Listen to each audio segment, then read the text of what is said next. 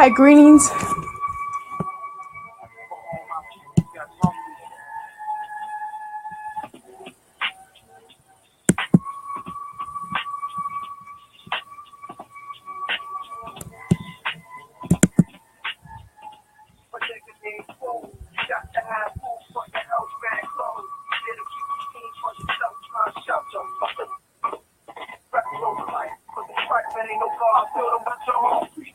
This is the land with the price money, keep without a meaning. A tripe scene screams niggas fiending. The price meaning something seeming like the only way to keep breathing in the slums. Where nothing comes and keeping funds is like dreaming. My situation, no solution. Even the young become demons. Where I'm from, shit is like.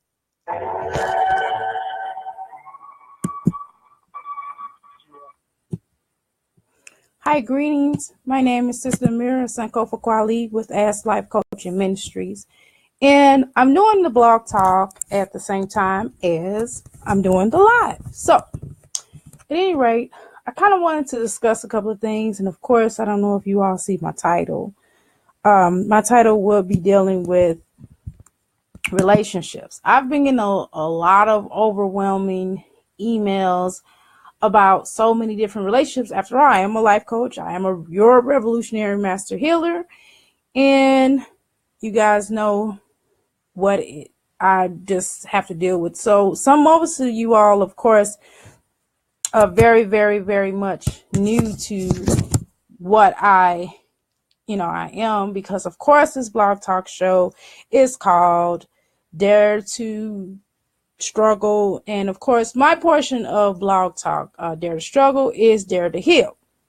So because of that, my goal today would be attacking, or not necessarily attacking, but tackling relationships, because I've been getting a lot of overwhelming things in my inbox, and just really dealing with certain questions on when enough is enough. Because one of the things that I do as a healer, I have never told any of my clients, maybe but one, because it was very violent, to leave. So one of my clients asked me today, when do I think it's appropriate to tell someone to leave? So of course I told her if it's too abusive. But then that was like a generic question. I gave her a generic answer, and of course I had to really, really think about it. And of course I wound up calling her back and giving her further instructions. So I began to really, really, really, really think about how life is on the terms of different relationships, because there are so many different relationships. So let me also, what I did not mention, and I have to really let you all know, also what the call in number, because I didn't do that, because you all also have the option to call in and ask questions.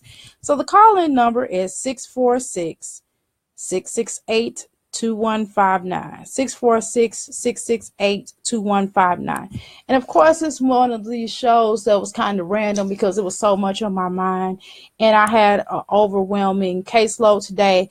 Whereas I was supposed to, thank you so much. I'm not going to say my particular client name, but I do want to thank her for allowing me to get this off my chest, because I didn't want to interfere with her particular session because she was doing a cleansing.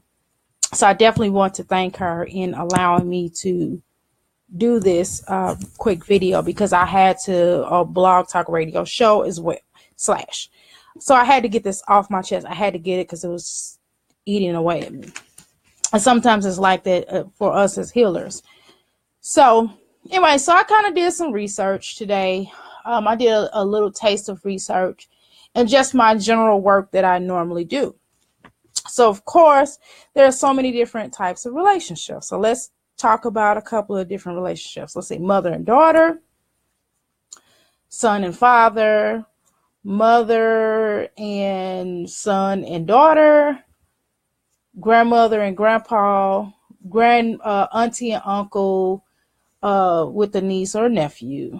Also, there are other relationships or connections. Also, even with pets, humans and pets. Okay. and just your general, and of course, which brings me to man and woman or other, which none of my business.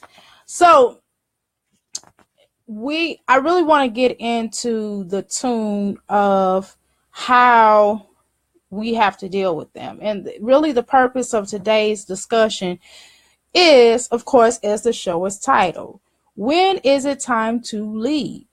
When is it time to leave this relationship? When do I know, ding, ding, ding, ding, that it's time for me to get the hell out because it is too much for me to handle at this particular time? So, as of course, I gave you that example of when you go through a particular relationship, usually statistically, and of course, I went into different studies and different blogs, and they were basically saying, well, you should leave when the feeling is gone. They talk about that. I even went to Oprah Winfrey's website and seen what her thoughts were. Okay. Again, my theory, my goal is to never tell anybody when it's time to ultimately leave, because again, it's not my job to do that. What my job is, only way I would say that, if it's abusive, if that person is beating you senseless and you are going down a very, very dark path and you feel like, if he or she is telling you to do things that are against your morals, such as robbing banks, the whole show of I Did It For My Man. Y'all know the show I'm talking about. So if it's anything like that, or if it's a situation, these are extreme measures, of course, or if it's a situation where you're harming yourself, or he's harming you, or she's harming you, and you're harming yourself based off being around this energy. Yes, emotional abuse is something. Also, if it becomes too much for you to handle, but that's what definitely life coaches are for. That's sometimes, and let me just say this, and of course, I'm not making excuses. That is not my goal today, and won't be tomorrow, won't be the next day after that. So I've asked on Facebook, what about emotional abuse? So the thing about emotional abuse, that if a person is willing to change, and so let me just say, some people are actually, and I've seen it for myself, I've seen people in situations where they're willing to change, like if they had an alcoholic problem or they had a drug problem and they may have been abusive, that added to the abuse, and they were willing to get help, and then they said, okay, that person left them, and then it's like, okay, well, I've changed, I'm reborn again, or whatever the situation is, and they got help, and then they, of course, came back together, and this relationship was stronger. I've seen that. So again, but it still took that person to leave them. So with emotional abuse is just as painful as physical abuse. Because again, my experiences in working as a life coach and dealing with a certain amount of my clients, I've had people who have been emotional abusers, and I've also had people who have been abusive to other folk.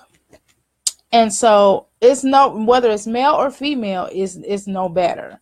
Okay. So if you're in a relationship where you just feel like your whole entire essence is ruining, you don't feel, and this is when the spiritual side of me kicks in, the spiritual healer, the revolutionary master healer kicks in, and also tells you that if you feel dead with this person, if you feel like every time you're around this person that you're psychically attacked. Now, one of the things I will tell you, I don't think people should just leave without at least having that conversation. Because again, some people aren't aware that they're being emotionally abusive. So in a lot of cases, that person may have grew up in a very rough background. Like I had a client that every time her husband communicated with her, he would just yell. He would just go, Yeah, every conversation was him yelling. And honestly, that's how he spoke to people. I mean, go figure, right? So, and then he just kind of berated her. But then when you met his mother was the exact same way. He didn't have a father figure like that. And so his mother yelled, his aunt yelled, his grandmother was a yeller. So everybody in their family was a yeller. Okay. So he honestly, that was his environment. So he did not understand the tools of calming, your voice down and not being so irate and being, very distance from that particular energy. So of course it was very, very, very hard for her to surpass that. So, and he honestly did not know that he was being an asshole. He did not understand that he was being a jerk. He did not know that his whole entire family had assholish tendencies. Okay. I'm just keeping it real. So what ended up happening is we had a conversation, because at first he was very upset that she would even put him in a situation where he would have to sit down with a person like myself. And of course, she explained to him how her mental was and how she felt and how he made her feel when he yelled at her, when he said some of the things that he said. And he honestly apologized. And he began to start working toward not really yelling at her and really thinking before he started to speak. And so, again, sometimes I would recommend everybody, even if you are being emotionally abused or someone is yelling at you, to understand the background they're coming from. And I do believe in some cases it can actually be worked on, because again, it goes back to saying, if you don't open up your mouth, people don't know what's wrong with you. They don't know that they're being emotionally abusive. They don't understand that it doesn't take them not to yell at you in order to get you to listen to them or do a request or what have you. So that's just one example. Okay. So let's go on further. So anyway, I did this little research. I was just like, yeah, I am cold. I am one of the baddest people in the world, right? So I did this little research. And of course, some of these things they talked about, sometimes when you feel like you stuck in a relationship, when you feel like the relationship is not going anywhere. And sometimes, again, that does require you just opening your mouth and saying, hey, I feel stuck in this relationship. I feel like we're not going anywhere. So let's say, for example, that you guys are dating. Let's say that you all are dating and you're at the dating stage and you've been dating for freaking 10 years. And you all are not showing, he or she are not showing any signs of marriage, because that's the step that you want to go in. And then you have to ask yourself, have you really had that conversation about possible marriage? What were your thoughts of getting married? And if you have not had those thoughts, I mean, why would you abundantly leave? Maybe that person did not know that that was something that you was looking into, if that's not something that you ever had a conversation with. Or sometimes even in the conversation, sometimes we get into relationships at first and we kind of go through a situation where we settle. We meet this wonderful person, or we presume a wonderful person. And I did a quote marks just in case the blog talk did not, obviously y'all not going to see me do the quote marks, right? So what happens is you come into this relationship and you're meeting this person representative. And majority of the time, we list the things that we kind of list out. We'll say, some people are like, yeah, I eventually want to get married. Or they've been married before and they may not want to get married. Some people may want children. Other people may not want children. Some people can't have children and they want children, but they can't have it. Okay. So it's so many different things that, we all, in most cases, lay on the table. Okay. And keeping in mind that what you may lay on the table yesterday, by the time 3 years down the line, things have changed.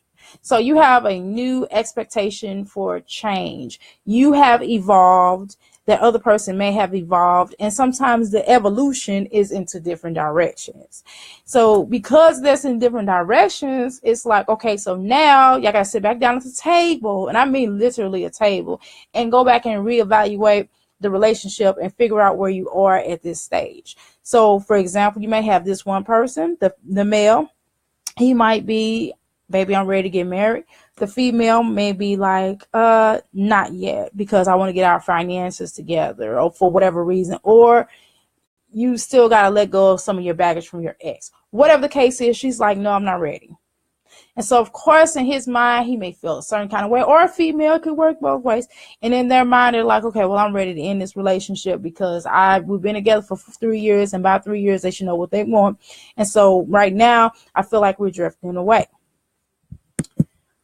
So, and then that person may get into a situation where they feel like they stuck in a rut, where they feel like the relationship is not going anywhere, and it isn't coming to a point of going or evolution. We are evolving, but we're moving in separate directions. And sometimes sometimes the theory is that it's not always that you all are evolving and you are moving into separate directions, but sometimes you're moving in the exact same direction, but you don't know it because you're not having enough communication. And the communication that you are having, you all are not being clear about, and you're not really explaining it. And sometimes you have to kind of maybe get a third party or a mediator or somewhere to come in and try to explain it to that person a little bit more. So sometimes that's necessary. And it's not that y'all moving in different directions, but it's just the point that you all are looking at from a different standpoint. And y'all doing the exact same thing, but y'all doing it in, y'all communicating it in a different language. So for example, let's say that I speak French, and of course, someone I walk up to, they speak English. And we're both saying hello to each other. I'm saying hello to them in French, and they're saying hello to me in English. We're saying the exact same thing, but we're, of course, speaking a different language in a different way, right? So does that mean that I should just leave that person because they do want to marry me, but today they just may not want to marry me today? They might want to marry me a plan in 6 months. Get what I'm saying? And so sometimes we are so much in a rush to leave this relationship instead of evaluating and sitting down and talking to them and making damn sure that we are going into a different relationship, and that we're not going into a different relationship. And so when that happens, I don't know, my phone hung up, ain't that something? But anyway, I'm gonna keep going. So at times, we're going into these different relationships. Yeah, in a lot of cases, yeah, men and women do think differently. So sometimes we have to sit down and just kind of evaluate. But at the same time, sometimes men, one thing I did really understand, and it took me to go through some things with my king to understand that men and women have differences, but they also have similarities. And sometimes it really takes everyone involved to really work through something and to really be honest. And sometimes honesty is a painful thing. Oh my God. Sometimes honesty could be the most brutal situation, because this is the thing. A lot of us on this line or listening to the sound of my voice, we're like, I want honesty. I want honesty. I want honesty. And then when you get honesty, you're like, forget you, F you, I hate you, I don't want to have nothing else to do with you. But you ask for honesty. You ask for someone to break something down to you, but you're unable to receive what they're saying. So now they withdraw and they don't want to tell you nothing else because of the fact you didn't even take time to listen to them. So sometimes, and then also sometimes your first reaction is to be upset because your feelings are hurt. And that's male and female. That's not just a particular female. That's not just a particular male. So sometimes your feelings are really hurt. You want to allow that person to finish exactly what they're trying to say and to communicate, and you don't give them time to process it. And either party, because everybody's emotionally involved in the situation, so neither party wants to take time to process the information that was received and given. And so when that happens is both walls and fences are up. The electric fence is over here, the brick wall is over here, the water is over here for this electric fence to try to get over here. So electrocution time, and they just bump heads, right? And so again, earlier I gave you the example about how a French speaking person could say hello to an English speaking person, and they both saying the same thing, but they're just saying it and explaining it a different way. So relationships are hard, whether it's a marriage, whether it's a fiance, whether it's a dating aspect, and you're going to the point of establishing something, because you all, when you first start off, the meeting process is pretty easy. Then you go from the meeting process to possibly either moving in with that person, or the engagement process, or the dating process. It depends on how fast y'all move. And then y'all eventually go into the cohabitating stage or into the marriage stage, whether it's a spiritual union or whether it's on paper. Either way, it's still a contract at the end of the day. So what type of contract do you really want to have with this particular person? Okay. So I'm sorry, I had a question.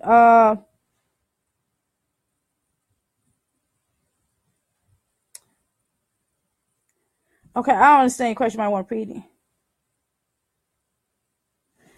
Okay.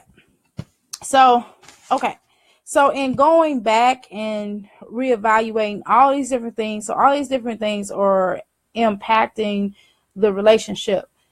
So you have to really, so it makes sense to really take your time. But sometimes I've noticed when I've dated in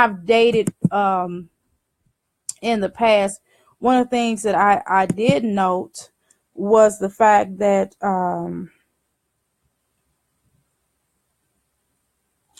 that's why when I've dated in the past, I really took my time in dating people. I didn't just throw myself. I would just throw myself out there like that, because again, sometimes when you throw yourself out there, you get stuff that you want to probably throw back, like baits, like fishing.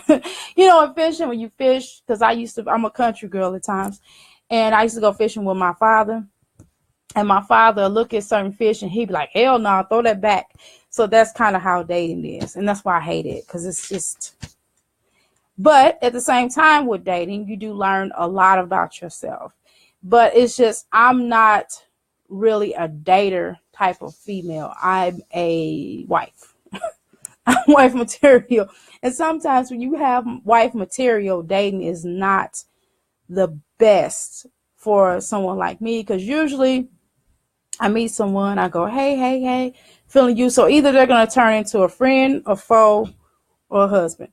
So, and it's not because, and trust me, I'm a loner, and I don't have a problem with being by myself, but why do I have to? You know what I mean? Anyway, that's another story.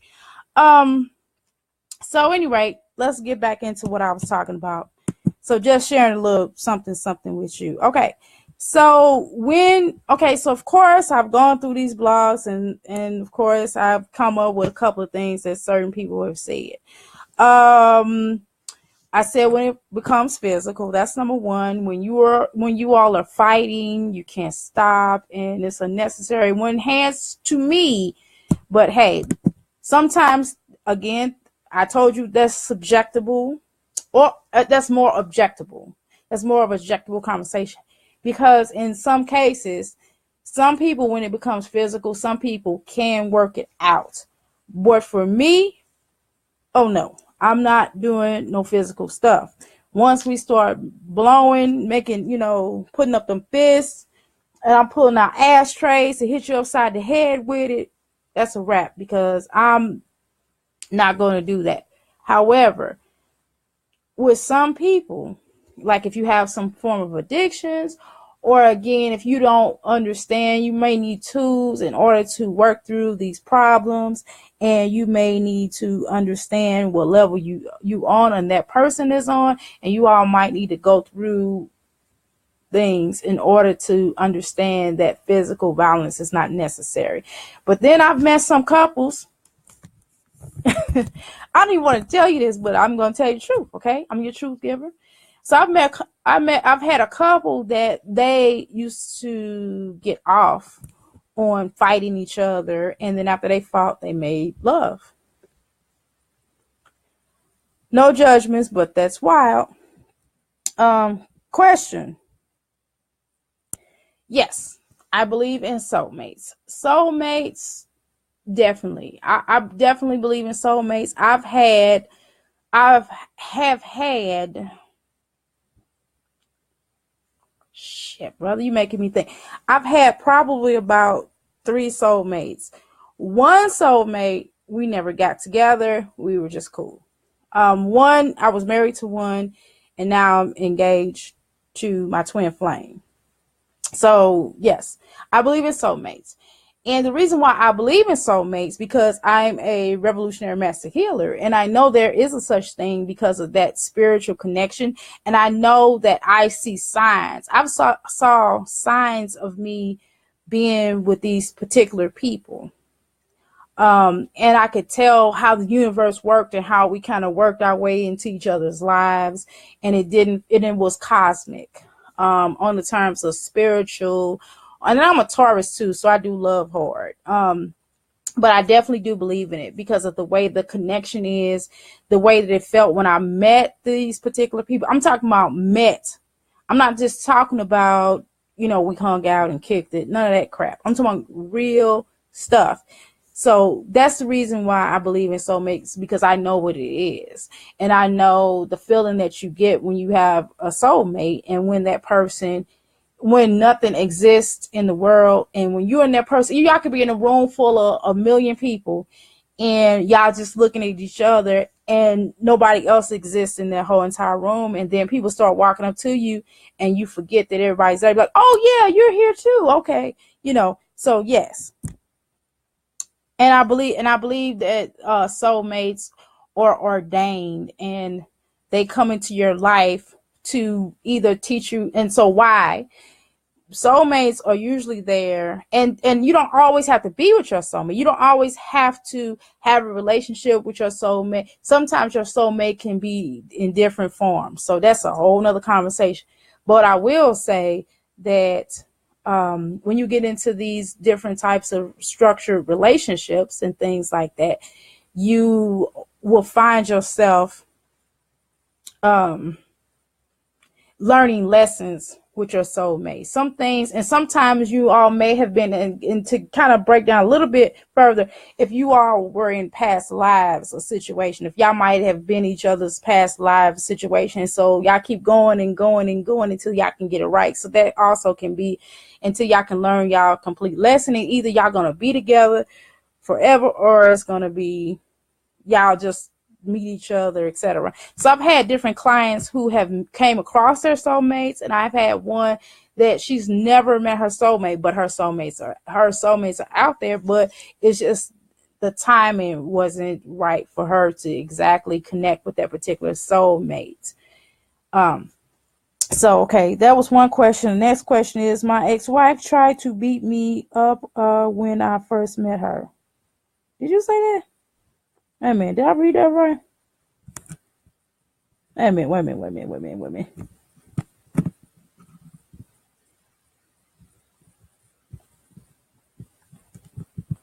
I gotta see this. I can't see this. Repeat that. Let me look at this. I'm sorry. Give me 1 second. When you first met her, I mean, am I reading that right? I mean, she tried to beat you up when you first met her. Interesting. That's really interesting. I mean, is that the way that she communicates with random strangers? I don't know, but that was definitely a red flag if you ask me, but that's just no judgment. But that's kind of a red flag that you first meet somebody and they're trying to beat you up. That's a bit scary, but I don't know. Sometimes that can turn out right on. Did you do something to make her want to hit you? I know that sound I sound like abusive. What did you do to make them? No, I'm just asking. Like, well, I would have to kind of understand the situation, what exactly happened, to be able to expound on that. But that's kind of just by what you're saying. I don't know if you're trying to joke with it, but it definitely kind of sounds and feels like a red flag to me. But whatever. A man and woman marry with kids. Should a man marry a woman with kids? Well, yeah. Well, nowadays men are having children as well. See, back in the day, it was really an outgoing number of women who had a whole bunch of children, and the man will, of course, have to decide that. Nowadays, it is the woman who possibly is single because she's been working on her career, or maybe she can't have children, or maybe she just wasn't ready for children, and she has decisions on wanting to marry a man with children. So it's opposite way. So it really depends on the situation, because nowadays it's kind of hard to find people without children, but of course there are some out there. But getting married with a woman with children or a man with children can be kind of difficult at times because of that whole nuclear blended family, because you're basically the person that's coming in and the children are already there before you. And so you're trying to make a relationship with their mother or father, what have you.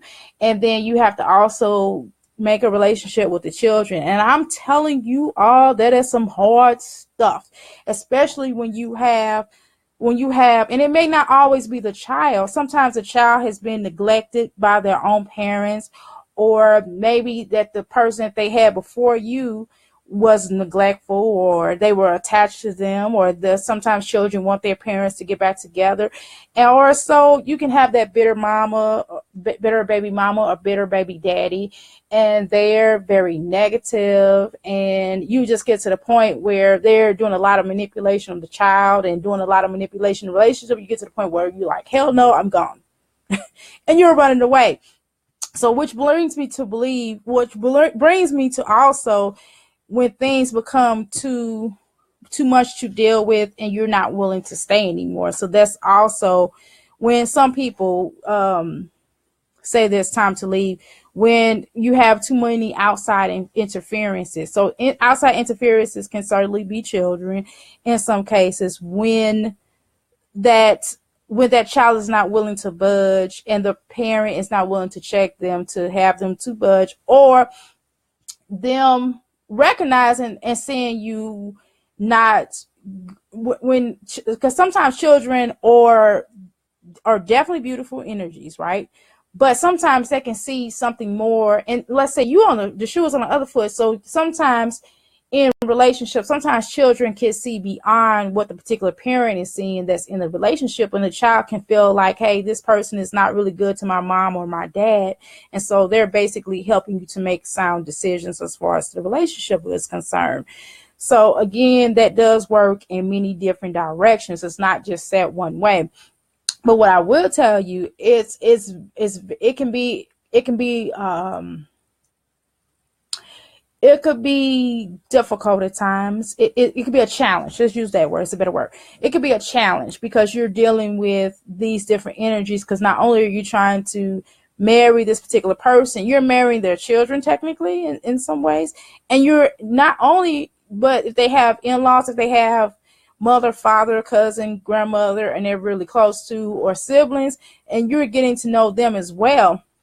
And so what I also will share with you, if you don't get along with family, then that's going to be a very difficult thing for you to manifest, unless that person just hates their family and parents. But who wants to be with someone that hates their mother or father? Unless it's, certain extenuating circumstances. But either way, you still want to be with somebody that has healed from those circumstances, even if they don't necessarily like their parents. Because of some things that their parents have done to them as a child, whether it was abuse, mental abuse, or they wasn't really there, so they really didn't know their parent. So it could be so many extenuating circumstances. So it all depends.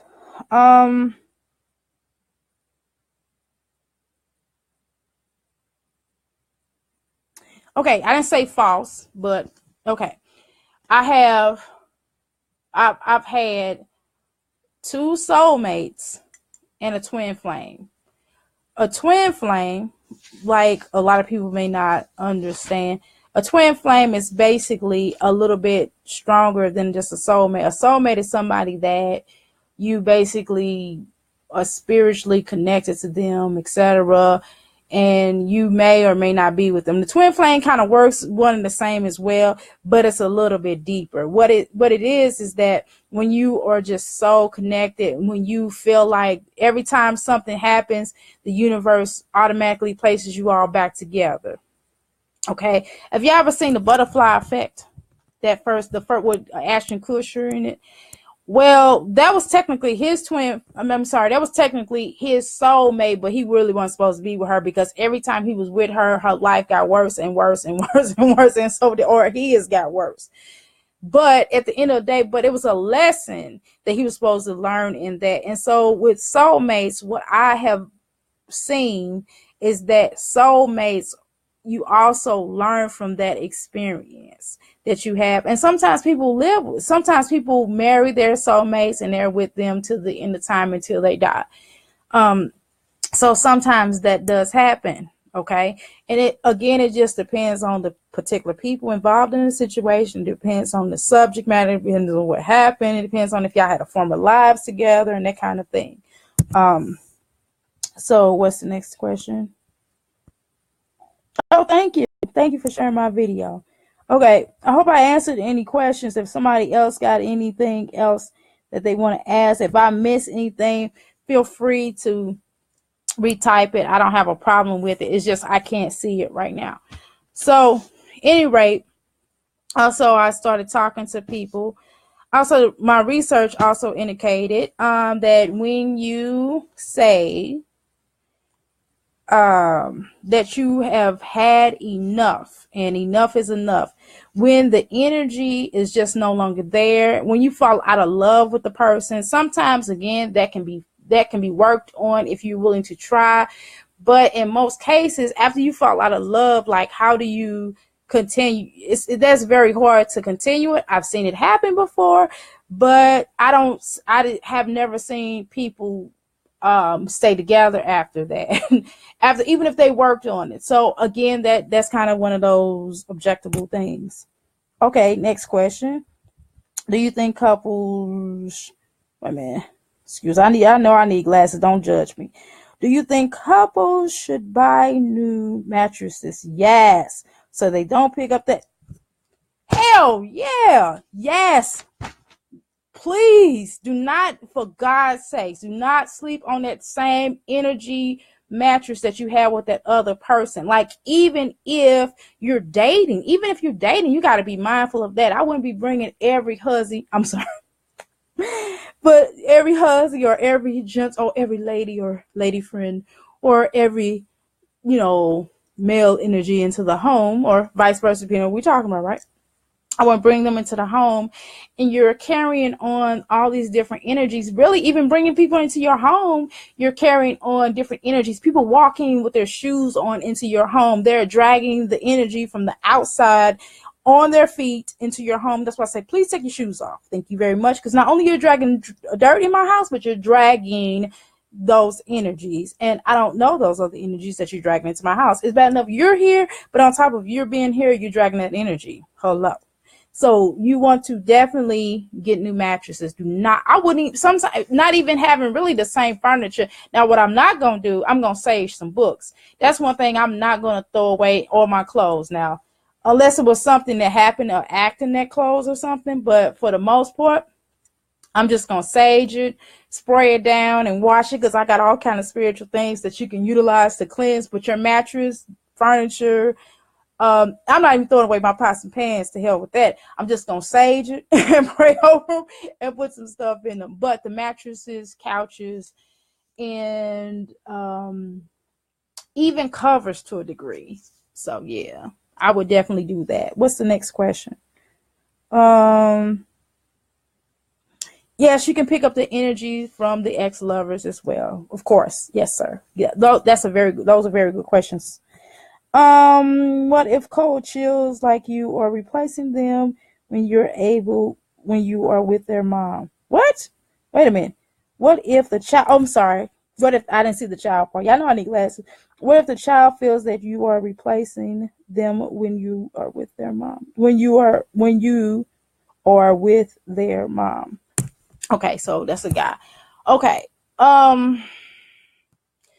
See, that's when that is difficult, because the child, it has some insecurities, because the child is feeling insecure about his or her relationship with their parents, and they feel like, especially the opposite, the absentee parent that is not in the home, or whether they're in the home, or whether they're visiting the absentee parent, right?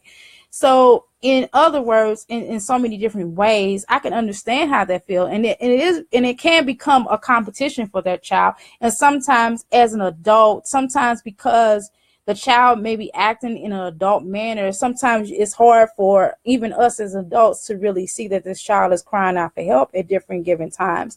And so we might begin to feel that pressure of having to compete for that affection for that parent, that your lover, because the child is doing certain things and acting and trying to get the attention. So that's certainly that's not an abnormal situation, but that does happen.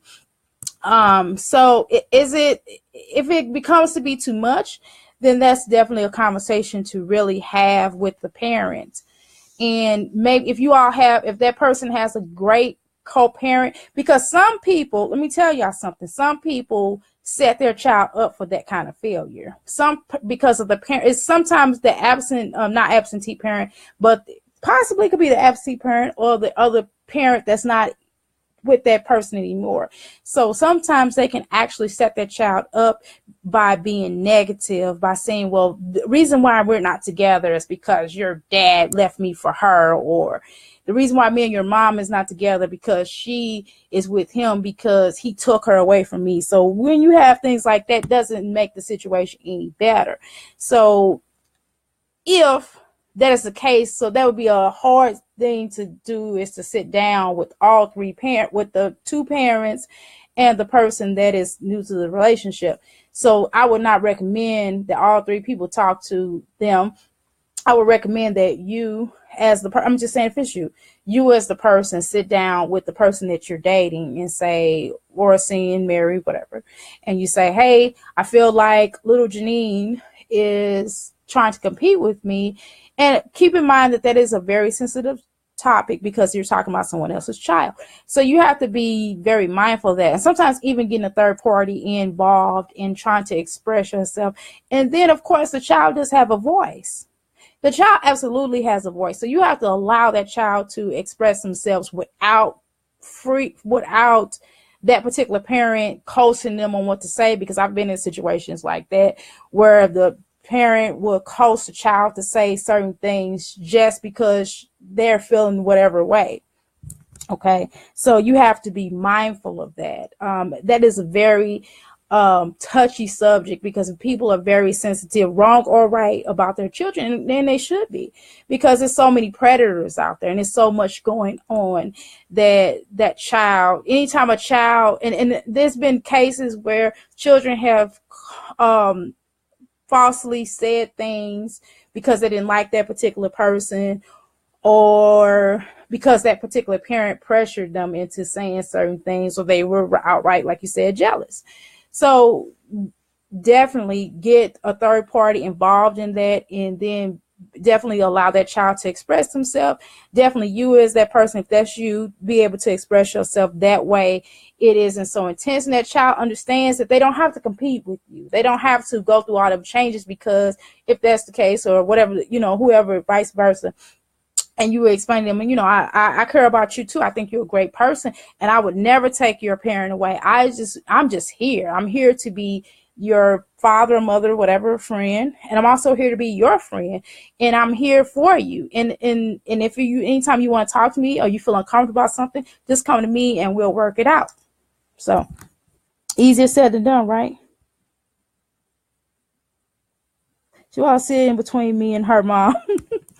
Yeah, feel that she just don't want to share her mom. She doesn't want to share her mom. So you have to just make what you have to do. What you had to do was definitely make in that, if that situation ever happens again to you, or you ever find yourself in the next situation, just try to make that child feel very comfortable, because you don't know what the father, or if it's a mother, maybe the child got two mothers. I don't know. But in some cases, you definitely want to let that child know that, hey, I just want to be your friend too. I want to be your friend. I care about your mom, and because I care about your mom, I care about you too. So you just have to be careful about that, because, you know, sometimes little girls are territorial towards their moms, and sometimes little boys can be something else, because my son used to let them have it. When my son was little, my son used to say, hey, I'm the dad. I'm the man of this house when my daddy ain't here. I'm like, who is that? And a little bitty little thing. So, you know, you have to definitely be mindful of that. A little girl will act like she wants my love, like I'm her boyfriend. Oh, okay. I understand that now. Okay. So she has sometimes little girls or little boys sometimes can have jealousy toward their parents and do not really necessarily understand the situation. And they feel like, and they like you, and sometimes they generally can have like a little crush on you and be like, my mama is mean or whatever. She's not gonna be mean to you. She's not gonna be nice to you because she was mean to my daddy. So in some cases, or sometimes they feel like because they watch too many soap operas with their parents sometimes, and sometimes they feel like if they can come in and take you away from their mother, then their parent will go back to their mother. I mean, their father would come, or mother, whatever the case is, will go back to their parent, and then you're X'd out of the situation. So sometimes children are very smarter than we are, and sometimes they don't really understand their feelings. So things can certainly become very difficult or challenging. I said I was going to use can be very challenging when you're dealing with other people's children, especially in relationships. Very challenging. And it's not always the child's fault. Sometimes it's the parent's fault. Majority of the time, it's the parent's fault. It's not always that child. That child is only going to do what that parent allows them to do. And sometimes people put children in adult situations, and there's too many mothers like that nowadays, where they're like, oh, I'm just being honest with my child. Oh, I'm just, I've never lied to my child, and I'm just sharing some shit. Let me tell you, some of you mothers and fathers, some shit you're welcome. Some shit is just not for no child to know. Do y'all understand that my children are in their 20s, and they're in their late 20s? My oldest daughter is 27. My next child, he's 24 or 5 or something. I don't keep up with all the age. And my other one, I think he's 23. The point is, they did not know everything about my relationship with my ex-husband. We and him did not keep all of our business out to them. Okay, that's not something we share. Some things are just not a child's place. And I know a lot of times with these new age mothers that you feel like you're really doing your child a service, but you're really doing your child a disservice, because again, some things adults, you putting a child in the frame of mind of things like allowing your children to curse out their parent and things like that. I don't care if the father is a deadbeat or whatever. It's certain things that as a mother or a father, so even if the mother's a deadbeat, it's certain things that as a parent, you shouldn't put your child in the mental capacity to deal with adult situations, because you're growing them up too fast, and they're going to start doing things as a child they should wait to do.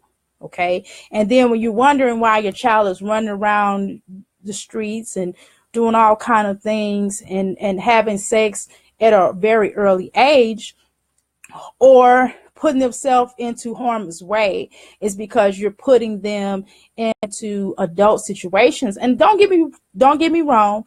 I know that every century or every so often we do have to explain things to our children now that we did not have to explain things to our children back in the day. For example, and I don't want to stay on this topic. I'm not going to stay on this particular topic, what I'm about to say right now, but I'm going to get into some other stuff. I'm going to get back into what I'm talking about. And if you all have questions, ask away. However, when I was coming up, and I'm 44 years old, so when I was coming up, the homosexual situation wasn't necessarily explained, but you can kind of, what was explained to us when we were coming up, because, you know, everybody has someone that's gay in their family, no, even back in the day, okay? And what was explained, my parents would just say, well, Uncle Steve, just for example, has a friend, and that's it. And that's all was explained. And then you'll see Uncle Steve wasn't kissed all up with his friend. It was just whatever they did, they did. They didn't really argue in front of us. That's not my cousin, I mean my uncle name, by the way, or a cousin, or whoever that person is. I'm not putting my family business out there like that, but I'm just giving an example. So the name Steve does not apply in my family. I'm just giving an example. The point is that it was a little bit differently. So my parents didn't necessarily have to really explain that kind of situation. But nowadays, you really have to tell children about transgenders. You have to explain to them about, you know, marriage, you know, two women getting married and two men getting married and yada, yada, yada. So the point is that nowadays, don't get it. I am aware that we have to explain a little bit more things to our children and our grandchildren, period. I don't even want to get on that topic of that, because that's to each his own. I don't want to talk about that. I'm going to go back into when relationships enough is enough. That's all I'm saying. And I'm not criticizing, so don't y'all get on here and start criticizing either way and view your point of view on that subject, because I don't want to touch that. I'm done with that. However, it's very important that we don't put our children into adult situations, because we're going to grow them up a lot faster, because the world is already growing them up. Allow them to be a child or a kid as long as they can possibly be, because with all this police brutality and children seeing their parents get killed in front of their eyes from the police and all these different types of things, parents dying over overdosing and all kind of madness out here that are happening to these innocent babies. And some of them are getting molested and violated and all kind of stuff. At the end of the day, we still want our children to be children as long as they can be. And we don't have to teach our children to be negative toward a possible helpmate for them, because step parents, and even if you're in a contract, whether it's a legal contract with that particular person or if it's a spiritual contract with that particular person, but step parents, or to me, or another point of view, and it can be your possible ally, because sometimes when things are not necessarily going right with both of the parent that's on the outside, that probably the child does not live with on a full-time basis, that's what I mean by that, or the parent that is in the house with the child is majority of the time with that particular parent, they may not feel comfortable in talking to their parents, okay, about whatever is going on with them, but they feel more comfortable with the step parent, and the step parent could of course come back to the father or the mother, whatever, and tell them what is going on with the child. So I don't care what this, I don't, and I know a lot of times hurt feelings do take place, because that person that other parent may blame that new person coming in and taking them, and the child can also as well, because they don't know no better. They just see their mother with their father at first, and then all of a sudden tomorrow they don't, right? So that can certainly be a difficult thing. So in a lot of cases, we definitely want to be as sensitive to that factor, because you have the child wanting to appease you, and you have the child wanting to appease all three of you, because the child maybe possibly deep down inside really does like you. And so the child's trying to appease you. He's trying to please both of their parents, because one parent is like saying, I can't stand him, or I can't stand her. And then the other parent is like, love her, or love him. He really likes you. He really cares about you. And then he's doing, that particular person is doing some really nice things for that person. And their energy is pure, and they're not coming from a negative place. They're not abusive. They're just trying to exist and cohabitate in the household with this child. And so it's difficult for the parents involved, and it's definitely difficult for that child, and it's definitely difficult for that step parent or that step situation and coming in. So we all have to be mindful of each other's feelings, and not just, because we can't just, you the step parent, you can't just say, well, I'm just going to look at the child's feelings and it's all about the child, because it is not all about the child, because it involves you as well. It's definitely, you're in the situation. And sometimes because the parent is bitter, they can blow the other parent that's on the outside, you know what I mean, can also make a situation more horrendous than what it really is, because they have jealousies, because they have insecurities within themselves that need to be worked on. So they're taking their insecurities out on that particular child, and that child is really lost, because the child just ultimately wants to be loved. Child wants to be loved by both of the parents and even the step parent. And when that happens, we put our children in such a bad situation just because we don't like the other person.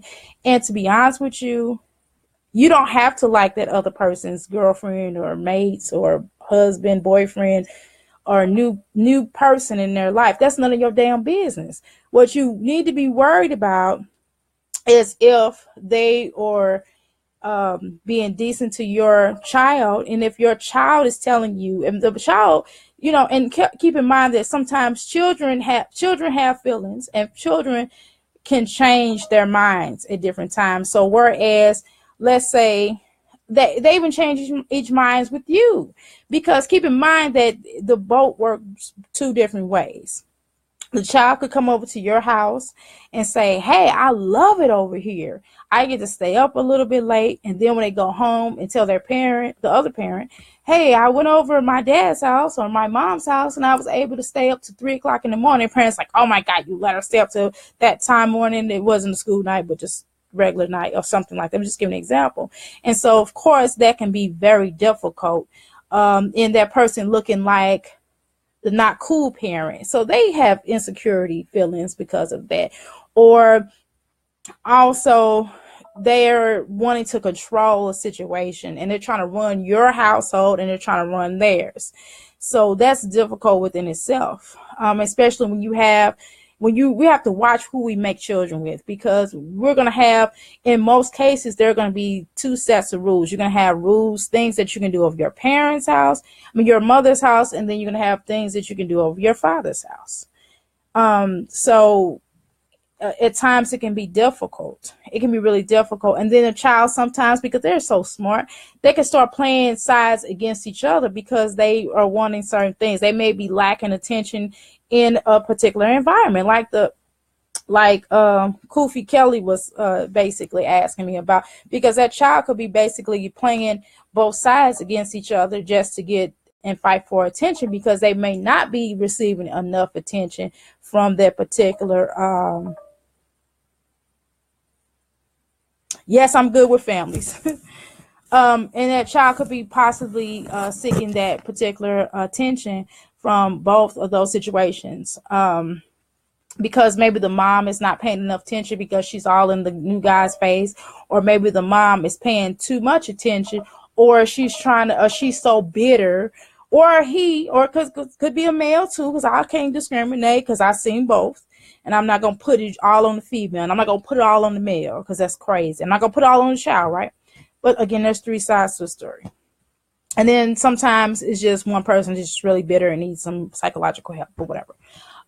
So at times the other person could be very, very bitter and upset because they got dumped or they got left. And because that occurred, and they blame that other person instead of, really taking responsibility for a situation they created.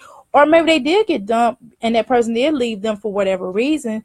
But at the end of the day, you're not allowed to stay in that pain. You can't stay in that pain forever. You can't keep blaming that person over and over and over and over again, whether they atone with you or not. But you have to atone with yourself. That person has to deal with their situation and their part they play in it. It's not up to you to make them deal with your bullshit, because that's your shit. Just your shit. They was not married to that person. You married that person. If that person left you equally, then that's something. And at times we do have to look at ourselves, because I've been dumped before. Shit. I've been dumped before. I've been the dumper and the dumpee. Okay. And at both times, I had to look at myself in the situations that I created, because in the dump E situation, I saw the red flags. And that was my fault that I got into that situation. Okay. And so we have to look at, and sometimes we on rebounds from relationships, and then too, we have to look at it too, that sometimes we just were meant to get with that person just to have that child and then move on with our life. Even if that person was our so-called significant other, soulmate, or maybe you are married for the wrong reasons. Okay. You are married for the wrong reasons. And then that person was very quickly to move on with their life and move on their life without you. So it's times when we have to really look at ourselves, and we have to realize the role that we play in it and learn the lesson, so we don't keep making the same exact mistake. I don't know about you all, but my goal is not to repeat the same problems over and over and over and over again, and attract that's another thing, the law of attraction, and attracting the same people over and over. Oh my God. And over and over and over the freak over again. Okay. So that's not something that we want to do. So we have to start paying attention to these red flags and not just laying down and bumping uglies with each other, and not just being on these restraints and not really dealing with the bigger picture. And the bigger picture sometimes is, some of us just don't need to get into these relationships until we really entirely heal ourselves. And that's why some of us are so bitter, and we have to really even go back to the evaluation of our relationships with our parents. What type of relationship did you have with your father? So if you have daddy issues, you may want to really deal with your daddy issues before you start getting into these relationships, because you're going to mess yourself up or the other person. Okay. So these are things that we have to deal with. Meanwhile, I was on these signs. I was trying to get on these signs, but I'm glad y'all asking these good questions. This is really good feedback. So another number 2, it says, when the relationship brings you more pain than joy. God, shit. If every day you wake up and y'all know that one song, I want to be free. Y'all know that song? And if every day you are listening to that song and you look at this person that you laying next to every day and you just want to choke the hell out of him or her and ask them, why are you here? Why? Where did you come from? That is something that you have to really ask yourself. So it may be time for you to go. Because if that person gets on your nerves, and I'm not talking about get on your nerves just a little bit, but I mean, they can't move. If they jump out the bed wrong, you cursing them out. If they look at you wrong, if you just be like, I hate you, and you really hate them, then maybe it's time for you to leave. If every day you wake up and that person is cursing you out, going off on you, making you feel like you're the lowest scum bucket in the whole entire universe, then damn it, maybe it's time to leave. Or maybe it's time to get some kind of help, some self-help, and start working on you. Because there's no way that you should get up every day and someone's telling you you're fat. You know you're fat today. You know you're ugly today. You know I can't stand you today. You know you're stupid. You know you don't have no damn sense. You know you're ignorant. I mean, every name in the book. Y'all get what I'm saying. Maybe it's time for leave. So these are things, of course, I would, when I have clients like this, I would definitely tell them to start working on themselves. Because when you work on yourselves, you begin to see what you won't tolerate and what you will tolerate. And when you get enough strength that you no longer want to deal with that chaos and that drama and that negativity, and oh my God, it's over. And then you're ready, prepared to leave.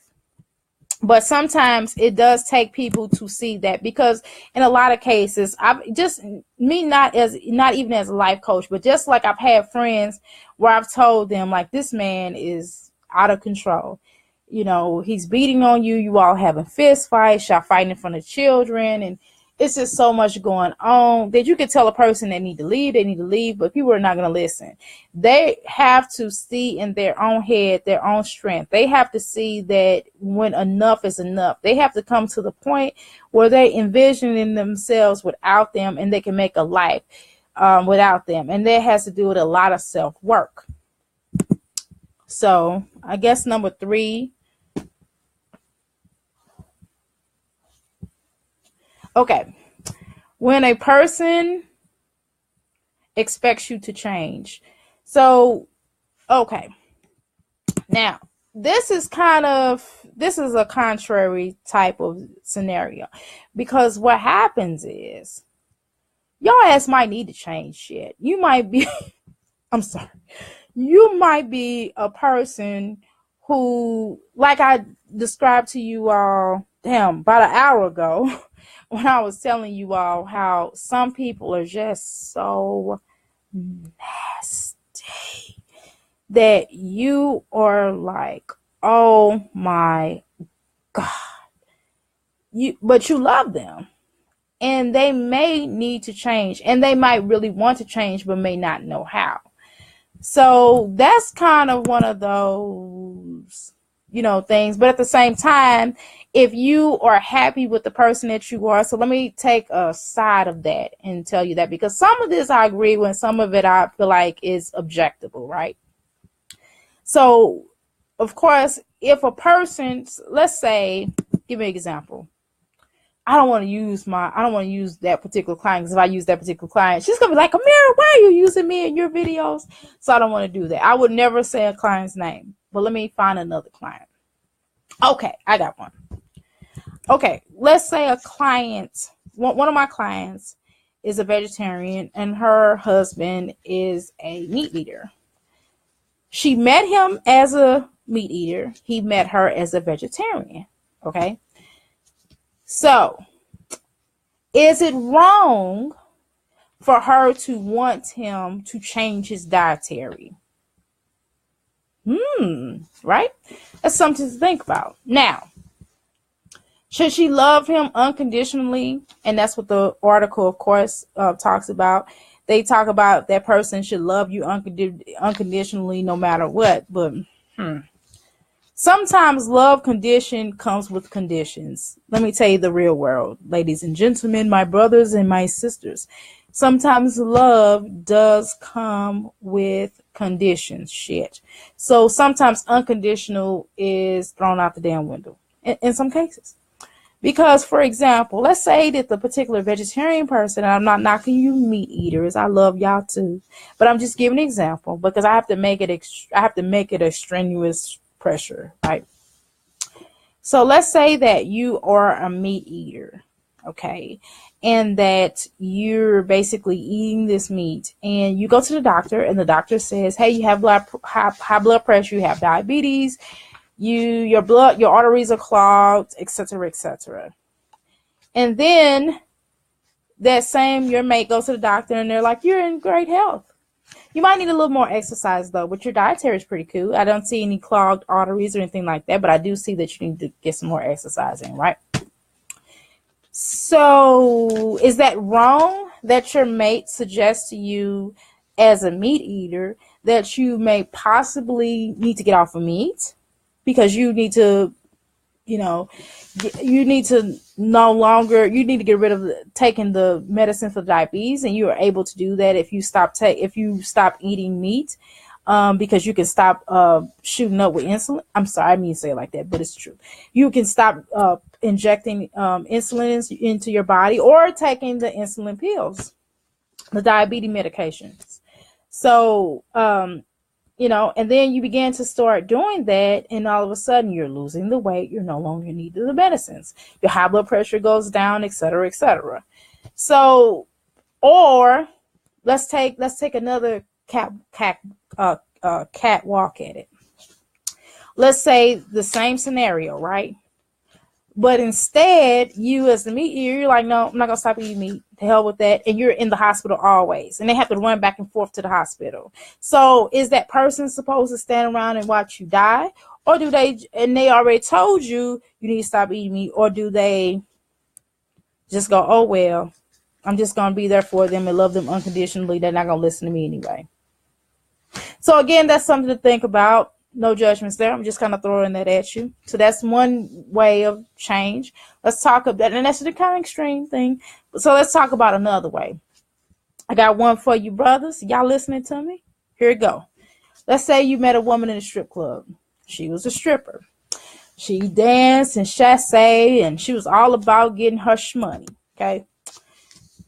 So she dancing and dancing, and you met her at the strip club, and you asked her for a lap dance. You started becoming attracted to her. You went on a couple of dates, and you really found out that she's really a good woman. She's really a good person. She has a lot of great. And you ask her to stop stripping, and she's like, no, because I actually make more money at this strip club, and I'm not sleeping with anybody. I'm just kicking it and hanging with you. So do you automatically terminate that relationship? Because you knew she was a stripper, you met her as a stripper. You knew what her values were. You knew that she does lap dances for money and stuff, and she dances for money. That's what she does. She's an exotic dancer, and it is what it is. She teaches pole dancing classes and things like that. And she's like, I have a goal for myself. When I reach a certain amount of money, then I'll stop, but right now I can't. So do you love her unconditionally? Do you accept that? Or do you go, no, ma'am? But although that you met her like that. So that's a change. You're trying to change her, or vice versa. It could be the same scenario with women. You met that person the way that they are. So sometimes how can you as a person necessarily ask them to change certain aspects? So that's kind of what the article is kind of talking about. But hell, again, we talked about earlier about how relationships go through evolutionary periods, and that person we are evolvers. We're freaking human beings, and what doesn't grow freaking dies. Okay.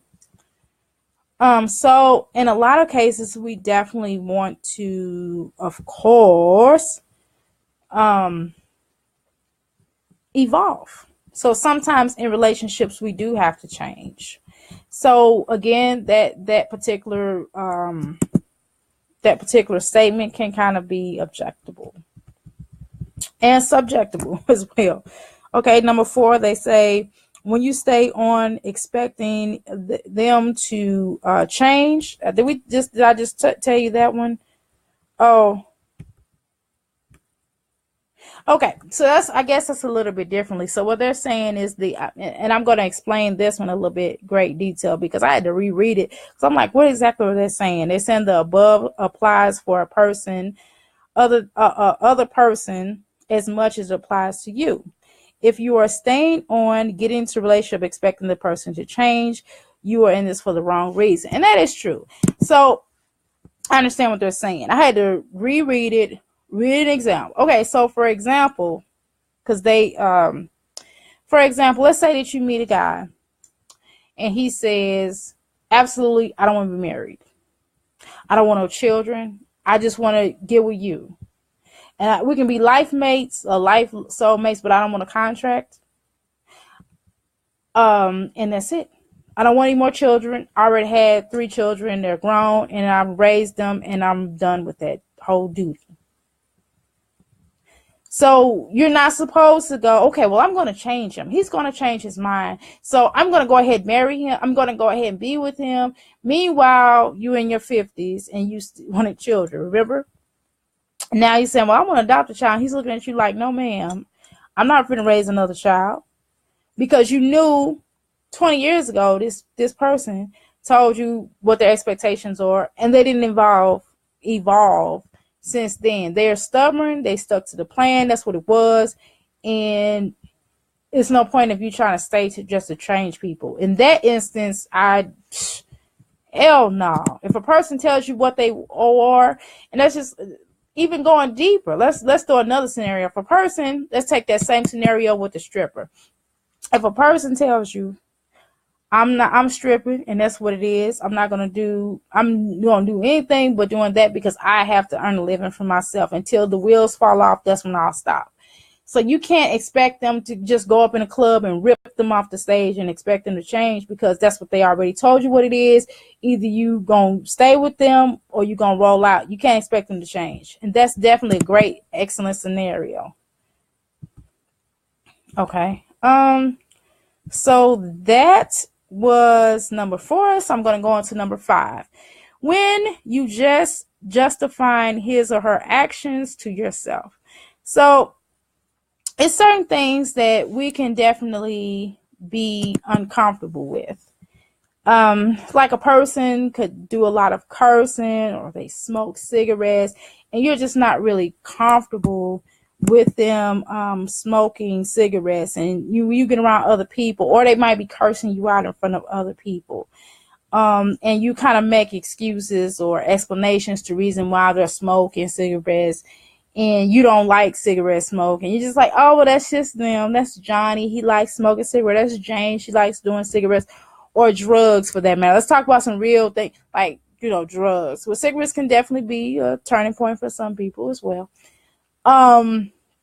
So also, or that person is beating you. That person is beating them. So if you have to justify a person's action, the reason, oh, he didn't mean that, he loves me, then that may be another reason too. So that's something that, again, you have to look at certain relationships, and sometimes that's just because you're just kind of lonely, or you feel like you can't get anyone else, so you have to kind of work to not feeling like that anymore. So number 6, when he or she is causing you emotional, physical, verbal hurts. So I kind of talked about that earlier. I broke that down. Abuse, I can't do. But again, people can sometimes come to a part. It may be drugs or something, or maybe they're just assholes, and then they're like, okay, well, I'm going to seek help. Would you stay there for me and step beside me? Or it may take you having to leave, or you might just have to eliminate yourself out their life at all. Again, it depends on you. It depends on that person, and it depends on the person that's working with you to help you through that. So I will say that. But sometimes, an ass whooping or someone's talking to you really crazy just really ain't worth it. I'm just going to tell you, because that takes you into a spiritual mode. And sometimes we can end up in jail from things like that, or better yet, or even worse, death. So we want to definitely think about these kinds of things. But again, like I said, I've seen people turn it around, and they work together, and they apologize, they atone, and it took a lot of extensive work. I've helped people through that because that's what they wanted, because I am a person who will definitely help people to work through these difficult times. And then I've seen a situation where they was like, hell no, he hit me, she hit me, I'm out. And again, I'm your life coach. I'm not your judger. Number 7, when the same situation issue reoccurs, even though you tried addressing it. So if a person hits you once and then they said, hey, I'm not going to hit you no more, so that's just an example, and then they hit you the second, they hit you the third time, well, more than likely they probably have an abuse. So that's something that definitely has to be addressed. Or if a person cheats, or even let's take it to a different level. So let's say that person cheats on you, and they say, okay, I cheated on you one time, I apologize, baby, take me back. It's male or female, because men and women everybody's cheating sometimes at times, okay? Not everybody, but you know what I mean. A woman can cheat just like a man can cheat, right? So that person is saying, hey, I'm sorry, baby, I cheated on you. I love you, though. I never do it again. I swear to God, we go to counseling. Y'all go through all this, yada, yada, yada. And then 3 years later, they're doing it again with the same person. Or let's say they're doing it with somebody else. So again, that has to be a determining factor, where you have to address certain issues. Well, why you have to maybe if you wanted to stay in a relationship, you have to figure out why exactly that person, why they're cheating. It's not always. Sometimes it's about control. Sometimes it's about what they saw in their environment and the atmosphere and growing up. Maybe they had a cheating parent. Maybe they have insecurities because they think you're going to leave them, so they're going to cheat on you before you leave. It's all kind of issues that can prompt cheating, and different things like that. So definitely, or they can have certain triggers. Everybody has different triggers in all these things that I'm naming off here. So again, sometimes people can feel like they're losing their identity on both sides. The person that's cheating can feel like they're losing their identity, which is why they cheat. The person that's staying and is putting up with it can feel like they're losing their identity. So again, this is something also could possibly work at, or sometimes it's a I'm out of here kind of situation. Again, I'm just telling y'all about this article. Again, number 9, when your fundamentally values and beliefs are different. Okay, so for example, God, I don't want to say that. Okay, so let's say that you have a person that's a Muslim, and then you have the other person, which is a Jehovah's Witness. And they're like, okay, so I go to the mosque. Let's say, for example, the person that's a Muslim, I go to the mosque this much times a day, a week, and the person just Jehovah's Witness. They're like, well, I go to my spiritual place, my witness hall, this amount of times a week. My minister says that we should not be together because we're not equally yoked. You're a Muslim and you're going to hell, blah, blah, blah. And I have to find somebody that's, again, that can be deal breakers. That's a religious standpoint of view. Religious people have fought wars over religion. You all know that. Okay, so let's take it to a different level. Let's talk about that. I gave you an example spiritually. So let me give you an example of belief system. So for example, let's say that you all have a child. One person believes in spanking, the other person may not. So again, those are different values. Okay, those are different values, and sometimes that can make or break a situation. Or my political content, I might be believing in Black Power. I won't use me. I'm gonna use somebody else. So somebody might be believing in Black Power, and the other person may be like, everybody, I love everybody, and I'm gonna hug all these trees, and white people are okay, and I'm gonna go out here and bring all these white friends or all these other opposite friends into our home, and that person is like, no, that's against what we believe. So again, this is really, and I'll address this in a minute, but let me just say this. These are all things, and it just all depends on the evolution. Remember how we talked about people changing, people evolving. But if it's something that you already knew from Jump Street, again, you have a choice to make. Because some things can be tolerated, and some things you can definitely go, well, okay, well, and that person is like, yeah, I'm Black Power. But if that's who you want to be, if you want to have white friends, that's fine. I ask you not to bring them in our home. I ask that you meet them outside of there. And that person, and then they're like, well, can you come with me? No, I don't want to come with you because I don't feel comfortable. And so that person doesn't feel any kind of way, and they understand, they're accepting, going, okay, well, go ahead and do you. I accept you and I love you unconditionally. Whatever. Okay, so 10, and I think this is the last one if I remember correctly. No, I got 2 more after this. And it says, when a relationship holds you back, hence preventing both of you from growing as individuals. So this certainly happens in a lot of relationships, because sometimes, especially when we're talking financially, a person could be really financially stable. One person could be very, very financially stable when they met that person, and then they can have X, Y, Z's of businesses, or just in a great position as far as their job at their company, right? So the other person could have bad credit or not so good credit. Okay, let me say that. Not so good credit. They might not have had a car when they got with that person. Again, that person knew.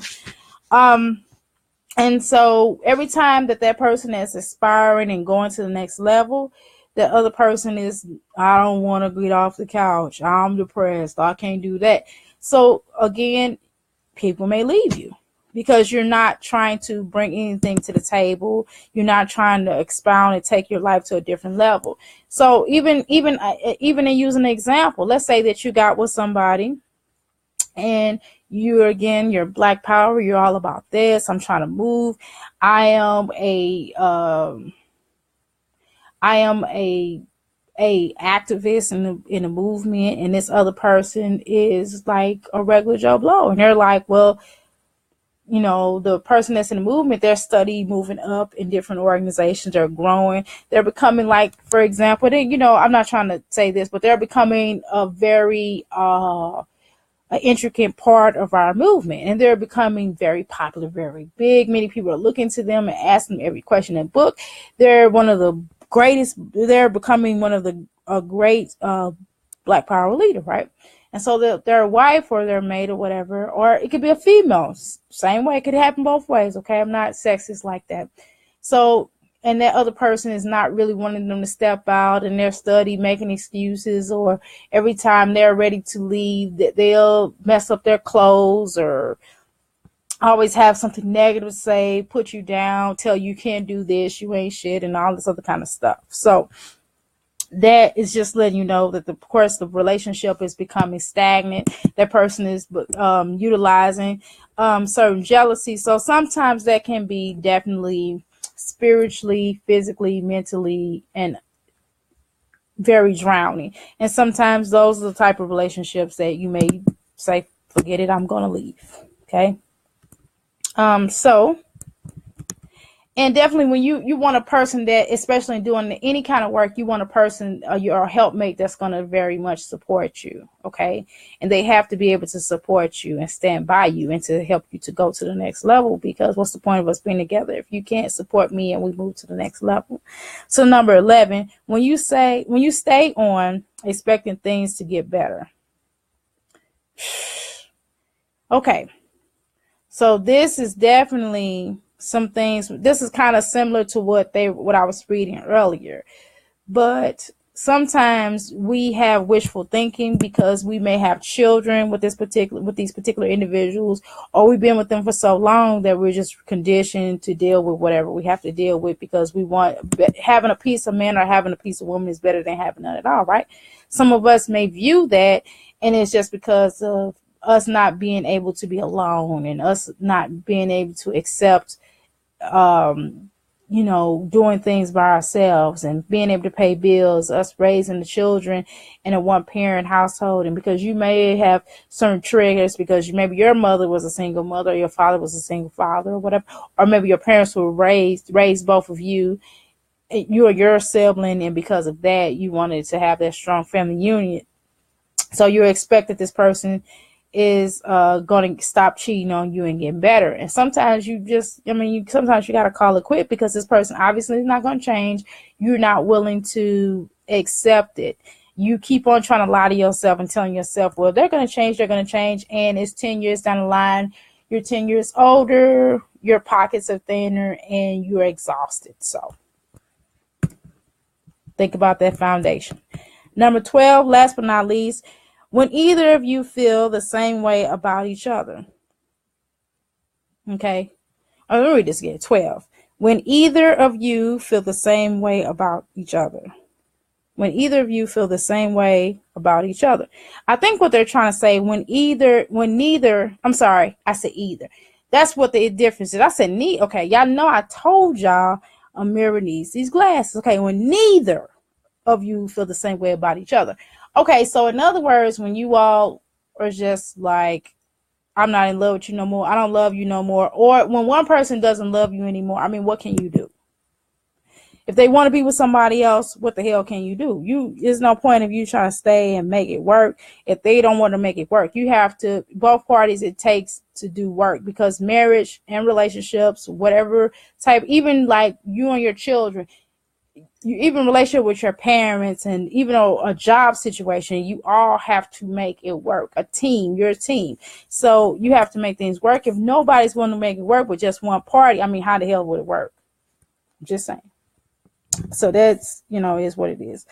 Kofi, what did you say? Is it ever too late to have a child as a man? Well, I mean, I don't think so. I think that um it really depends on the man, how you feel about it, depends on the woman. If you want to be in your 80s raising a child, by all means, nobody can really determine how long you're going to live. You know what I mean? So, I mean, or even as a woman, because my grandmother was having children, if I recall, and my aunts, if somebody ever got on one of my lives, but if I recall, my grandmother was well into her 60s when she had my auntie Angle. And my aunt, and this is what I found out recently at my mother's funeral, y'all. My aunt, don't be mad at me, auntie, please don't. But my aunt and my cousin, my aunt and my grandmother was pregnant at the same time. So my aunt is not that much older than me, okay? But I'm still when I was younger, I was like, everybody else wasn't calling her auntie, so I wasn't calling her auntie. But I started making myself recently call her auntie for about 3 years, and I make my children call her auntie because she is the freaking auntie, and she deserves that title. And I love her; she is so sweet. She looks just like my big mama. But anyway, don't tell I told y'all this. But anyway, so she gonna give me, yeah. So I don't know. So I don't necessarily. I think that's between you and your mate. If your mate wanna, you to still have children at 80, 90, whatever, then that's on you. If you're a woman, because I know can't nobody tell me if I'm able to have a child and I want a child, then I'm gonna have a child. I could be well in my 50s if that's what I want to do. I have a right to. And I know some of these people get on here and all these judgments, but I offer no judgments. As long as you are in good health, as long as you all can make it work, I mean, why not? So I don't really have, that's something that you have to discuss with the woman. Or that's something that the woman have to discuss with male, whatever. So, yeah. Any more questions? Because I've been on here for a pretty good penny. And I'm actually going to upload this onto because this is a pretty good conversation. So anybody else have any questions? Right. I mean, if that's what people want to do, if they want to get it in like that, get it in, shoot. I'm not offering no judgment, shoot. And you never know, that child might be a billionaire, millionaire. That child might bring total happiness to the whole entire world. So why not? We don't have enough children as is in this world. So we do need a triple, having of them. So if anybody else has any questions, I'll be happy to answer them or what their thoughts are. Right. It was a good conversation, wasn't it? So I'm going to load this to my blog talk, because my blog talk died. It was because I was on this Boost mobile phone instead of being on my AT&T phone, but it was dying. But then again, it's not like it's dead all the way anyway, so I probably could have been better off using it. But anyway, thank you so much for logging on. As you all can tell, I vast know what the hell I'm talking about. So, at any rate, I'll be happy to work with any and everybody if they need marital counseling, life coaching, or anything like that. I'll certainly be willing and able to help you with that. I do have this healing center that is. I'm trying to put this phone in here. Don't think I'm crazy and looking all around, but I'm trying to put this charge in this phone because y'all hear it keep making this buzz and stupid noise. Anyway. So if you guys definitely have anything that you all want to say, any comments, any shares, or would like to get my services, you can. And of course, I gave you all a whole breakdown of some good stuff for free.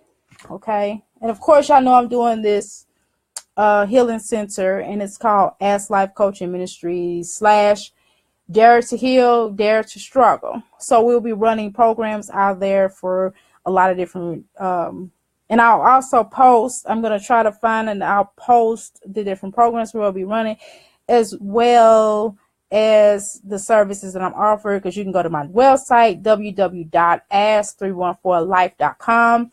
You can call me to make an appointment at 502-208-9142. Y'all know I done talk so dang on much. I'm supposed to been doing this thing for this sister. I gotta do a couple of videos, but I think I'm gonna take me a bit of a nap and then I wake up and do it. But anyway, I'm gonna do something very cool. I like doing this, y'all, but I don't. My board is over there, and I don't. If I get up, it's gonna look so unprofessional because I did that the other day, and everybody was like, "Where are you at?" I just left the video, like, Okay, so don't judge me. My handwriting is not the best. Y'all know I need glasses, right? But I guess it's that because I'm 44. I guess I'm kind of like, yeah, I don't want to get no glasses. I don't need no glasses. I'm just gonna strain my eyes to see and have to reread something until I see it. Anyway, can y'all see that?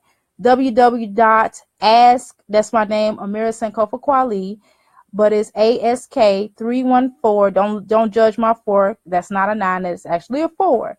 Life.com. My telephone number is 502-208-9142.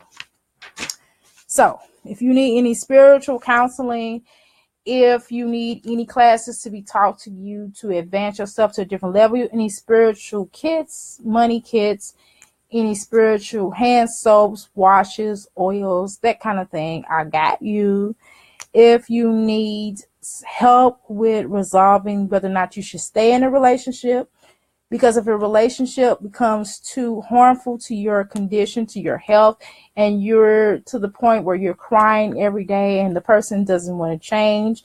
So that's what I want to say on the side. And they don't want to change. They don't give a shit. They're calling you all kind of names and making you feel like, yes, whatever. Yes, it's St. Louis. So I'm from St. Louis. I'm a rep St. Louis. Anyway, so when you're feeling depressed and this person is just offering a way out and you feel like you can't leave and it's so bad for you that you feel like you're going to have to skip out of town and leave and not give this person your address, then obviously you need to get out that relationship. I'm just going to tell you, if it becomes to the point where you feel like, or you feel, even if you feel like hurting yourself or hurting them, then you need to get out that relationship. So I do have to tell y'all that it's time to call it quits. If your spirit drains your body and leaves, then you need to start working on yourself and evaluating things within you and figure out why you got into the situation and what signs did you originally see. So, of course, I'm not saying this all your fault. That's not what I'm saying. I'm saying that we still have to look at, even though whether or not it's totally your fault or not, or whether it's your fault a little bit, or whether or not you're just, as a human being, you're accepting certain responsibility. Now, it's not your fault that someone is laying their hands on you and trying to kill you. That's not what I'm saying. I'm saying that you have to look at your soul and start making some changes within it. Even making changes, let me tell y'all something. Even making changes, and I've made some changes, and recently it's different because I'm evolving. When you're evolving, you are gonna have to look at some change, some stuff, some shit that's deep down in your soul that's messed up, that you really have to deal with. You can't keep walking around sick. You cannot. And you may not be a nasty, evil person, but maybe it's something within your soul that's sort of sick, and you're attracting these different types of energies to you. And that's not saying you're bad. You may be the sweetest person in the world, but what is within you that you look and appear to as a victim to others, and others are like, yeah, I'm going to prey on you. What makes you pray for sharks out there? Okay, so you do have to look at yourself. You do have to figure out how to stop this monopoly, how to stop this cycle of continuing to happen, because you don't want to end up dead through someone else's hands, through having a heart attack from stress and different things and ailments, because when you're stressed out, you can cause ailments to yourself. Okay. I digress. Sometimes I have to take a breath in between conversations. Okay. Sometimes I do a run-on sentence. I talk, and I don't pause with the periods. Okay. So, anyway, if you need help with that, I am your revolutionary healer, and I'm definitely here to help you with that and it's probably reads backwards. I don't know. Should I put it upside down? But anyway, www.ask314life.com, 502-208-9142. Thank you so much for tuning in, and hopefully I will be able to load this up to my blog talk, or maybe I can have this type of a conversation on my blog talk again. But thank you so much, my people, for tuning in, and thank you so much for everybody staying up with me. I want to tell you, I've been saying everybody lately, so I need to kind of cut back on that. Anyway, thank you all for staying up with me, and I appreciate you. Again, if you all have any questions, or you're battling through a relationship and you need help in leaving, I'm a person that you need to talk to, because I know how to do that too. Oh, I know I'm good at child. I'm good at moving myself, disappearing off the face of the earth. I did that for people that was toxic. So I didn't been through situations like that, or they didn't have to be toxic. I just didn't want to be bothered anymore.